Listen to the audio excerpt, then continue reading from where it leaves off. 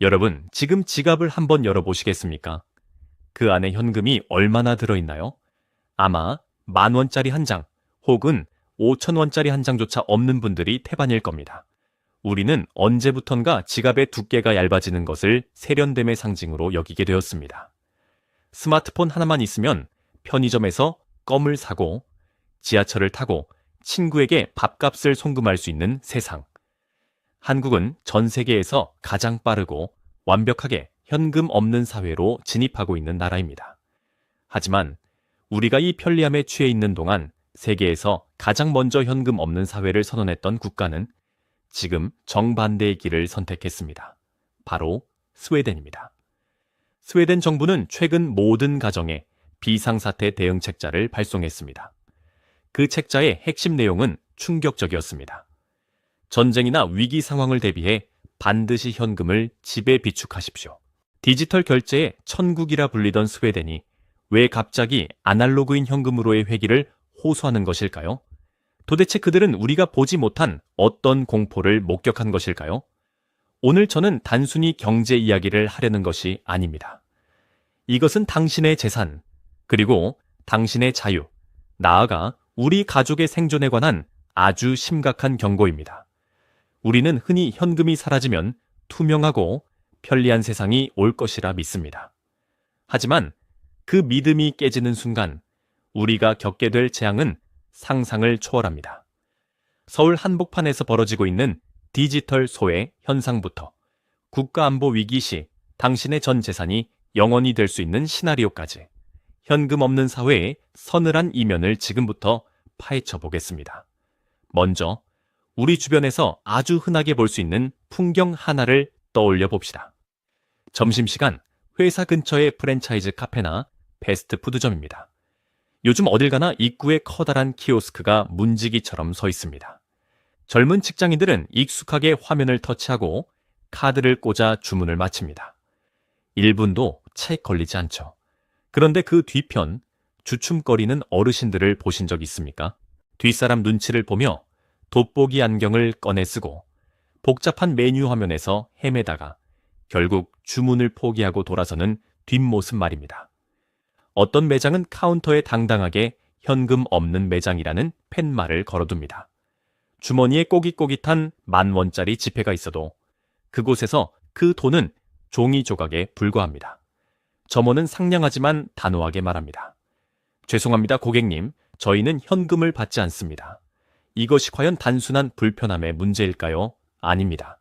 이것은 명백한 배제입니다. 대한민국의 법정화폐, 즉 한국은행이 발행하고 국가가 가치를 보증하는 돈이 대한민국 영토 내의 상점에서 거부당하고 있는 것입니다. 헌법이 보장하는 경제활동의 자유가 효율성이라는 명분 아래 침해받고 있는 현장입니다. 우리는 키오스크 앞에서 쩔쩔매는 어르신들을 보며 세상이 바뀌었으니 배워야지라고 쉽게 말하곤 합니다. 하지만 그 화살은 머지않아 우리에게 돌아올 것입니다. 우리가 늙어서가 아닙니다. 시스템이 멈추는 순간 우리 모두는 그 키오스크 앞의 노인과 똑같은 처지가 될 수 있기 때문입니다. 기억하십니까? 2022년 10월 판교 데이터 센터 화재 사건 말입니다. 국민 메신저 카카오톡이 멈췄습니다. 하지만 멈춘 것은 대화만이 아니었습니다. 카카오 택시를 부를 수 없어 길거리에 발이 묶인 시민들, 카카오페이 결제가 안 돼서 식당에서 밥값을 치르지 못해 당황한 손님들, 기프티콘을 쓸 수 없어 빵을 사지 못한 사람들. 대한민국 전체가 거대한 디지털 정전 상태에 빠졌습니다. 단 하나의 데이터 센터에 불이 났을 뿐인데 우리의 일상은 마비되었습니다. 이것이 바로 초연결 사회, 디지털 화폐 사회의 치명적인 아킬레스건입니다. 모든 것이 연결되어 있다는 뜻은 반대로 연결 고리 하나만 끊어지면 모든 것이 무너진다는 뜻이기도 합니다. 스웨덴이 두려워한 것이 바로 이 지점입니다.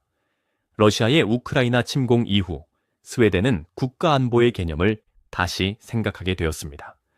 현대전은 미사일만 날아다니는 전쟁이 아닙니다. 적국의 전력망을 해킹해 정전시키고 금융전산망을 마비시켜 경제를 붕괴시키는 사이버 전쟁이 먼저 일어납니다. 만약 적의 해킹으로 은행 서버가 마비된다면 어떻게 될까요? 내 통장에 10억 원이 찍혀 있어도 전산망이 멈추면 그 숫자는 아무런 의미가 없습니다.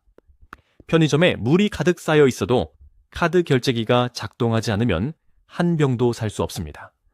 카드가 먹통이 된 세상에서 유일하게 나를 구해줄 수 있는 수단, 그것은 배터리도 필요 없고 인터넷 연결도 필요 없는 바로 당신 주머니 속의 현금뿐입니다. 한국은 스웨덴보다 안전할까요? 천만의 말씀입니다. 우리는 휴전 국가입니다. 북한은 세계 최고 수준의 해킹 부대를 보유하고 있습니다. 그들이 마음만 먹고 우리의 금융 전산망을 공격하거나 EMP 전자기 펄스, 탄을 터뜨려 전자기기를 무력화시킨다면 현금 없는 대한민국은 그 순간 아비규환의 지옥으로 변할 것입니다. 우리가 그토록 자랑하는 편리한 핀테크 기술이 유사시에는 우리의 목을 조르는 족쇄가 될 수 있다는 사실을 직시해야 합니다. 하지만 정부와 금융기관들은 여전히 현금 없는 사회를 향해 속도를 높이고 있습니다. 표면적인 이유는 그럴듯합니다. 화폐 발행, 비용 절감, 지하 경제 양성화, 투명한 세원 확보. 네, 틀린 말은 아닙니다. 하지만 그 이면에 숨겨진 진짜 목적은 따로 있습니다. 바로 통제입니다. 현금은 익명성을 보장합니다. 내가 편의점에서 현금으로 빵을 사 먹든, 서점에서 책을 사든, 누군가에게 용돈을 주든 그 기록은 남지 않습니다. 이것은 개인의 프라이버시이자 경제적 자유의 마지막 보루입니다. 하지만 모든 거래가 디지털화되면 이야기가 달라집니다. 내가 언제, 어디서, 무엇을 샀는지, 누구에게 돈을 보냈는지 정부와 은행은 실시간으로 들여다볼 수 있게 됩니다. 이 감시 시스템의 정점이 바로 CBDC, 중앙은행 디지털 화폐입니다. 최근 한국은행을 비롯한 각국 중앙은행들이 CBDC 도입을 서두르고 있습니다. 많은 분들이 CBDC를 비트코인 같은 암호화폐와 비슷하다고 생각하지만 성격은 정반대입니다. 비트코인은 탈중앙화, 즉 정부의 간섭 없는 자유를 추구하지만 CBDC는 정부가 발행하고 정부가 관리하고 정부가 100% 통제하는 돈입니다. CBDC가 도입되면 어떤 일이 벌어질까요? 가장 무서운 기능은 바로 프로그래밍 가능한 돈이라는 점입니다. 정부가 화폐에 특정한 조건을 심을 수 있다는 뜻입니다. 예를 들어 경기 부양을 위해 정부가 지원금을 줬다고 칩시다. 그런데 이 돈에 한 달 안에 쓰지 않으면 찬나눔이 사라진다. 는 유효기간 코드를 심어버릴 수 있습니다. 저축은 불가능하고 강제로 소비해야만 합니다. 더 나아가 이 돈으로는 술이나 담배를 살 수 없다거나 탄소 배출량이 많은 제품은 구매할 수 없다는 식의 통제도 기술적으로 가능해집니다. 내 돈인데 내 마음대로 쓸 수 없는 세상. 심지어 중국처럼 사회적 신용 점수와 연동하여 정부의 비판적인 사람의 계좌를 동결하거나 특정 지역 밖에서는 결제가 안 되게 막아버릴 수도 있습니다. 이것은 공상과학 영화의 내용이 아닙니다. 기술은 이미 완성되어 있고 실행 버튼을 누를 타이밍만 보고 있을 뿐입니다. 경제 위기가 닥쳤을 때도 마찬가지입니다. 만약 심각한 불황이 와서 중앙은행이 마이너스 금리를 도입한다고 가정해 봅시다. 마이너스 금리란 은행에 돈을 맡기면 이자를 주는 게 아니라 오히려 보관료를 떼어가는 것입니다. 현금이 존재하는 세상에서는 사람들이 은행에서 돈을 다 찾아 금고에 넣어두면 그만입니다. 뱅크런이 일어나겠죠. 하지만 현금이 금지된 세상, 모든 돈이 디지털 숫자로만 존재하는 세상에서는 도망칠 곳이 없습니다. 앉아서 내 돈이 줄어드는 것을 지켜보거나 울며 겨자 먹기로 돈을 써야 합니다. 우리는 편리함이라는 달콤한 사탕을 얻는 대신 우리의 경제 주권을 통째로 넘겨주고 있는 것일지도 모릅니다.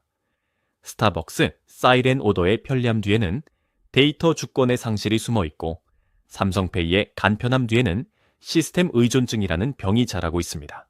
그렇다면 우리는 어떻게 해야 할까요? 시계를 거꾸로 돌려 다시 엽전을 쓰던 시절로 돌아갈 수는 없습니다. 디지털 결제의 흐름을 막을 수도 없습니다. 하지만 적어도 균형은 잡아야 합니다. 그리고 최악의 상황을 대비한 보험은 들어둬야 합니다. 그 보험은 거창한 것이 아닙니다.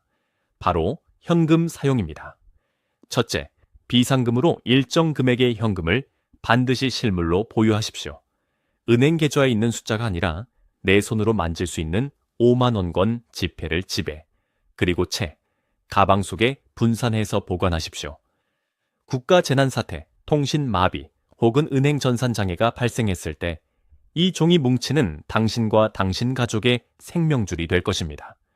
둘째, 의식적으로 현금을 사용하십시오. 동네 슈퍼마켓, 재래시장, 그리고 현금을 받는 소상공인들에게 카드가 아닌 현금을 내미십시오. 우리가 현금을 계속 사용해야만 현금 유통 인프라가 유지됩니다.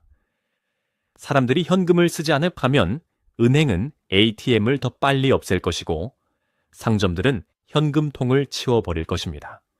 현금 사용은 단순히 결제 수단을 선택하는 것이 아니라 나는 시스템에 완전히 종속되지 않겠다는 일종의 투표 행위입니다.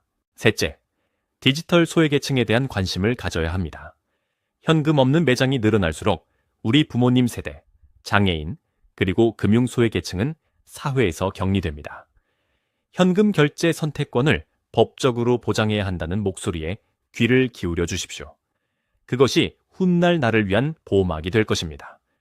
여러분, 스웨덴이 왜 자존심을 굽히고 다시 현금의 중요성을 강조했는지 잊지 마십시오. 현금은 왕이다. Cash is king. 라는 말이 있습니다. 평소에는 그저 낡은 격언처럼 들릴지 모릅니다. 하지만 위기의 순간 전기가 끊기고 네트워크가 단절된 어둠 속에서 유일하게 빛을 발하며 당신을 지켜줄 수 있는 왕은 오직 현금뿐입니다. 편리함은 렌트한 것이지만 자유는 소유해야 하는 것입니다.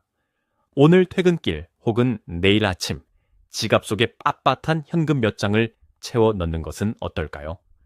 그 작은 행동이 당신의 경제적 자유를 지키는 첫걸음이 될 것입니다. 이 영상이 여러분의 생각에 작은 파동을 일으켰다면 주변의 소중한 분들에게 공유해 주십시오.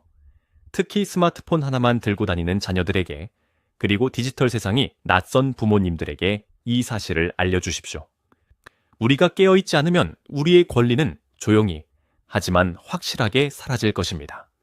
시청해 주셔서 감사합니다.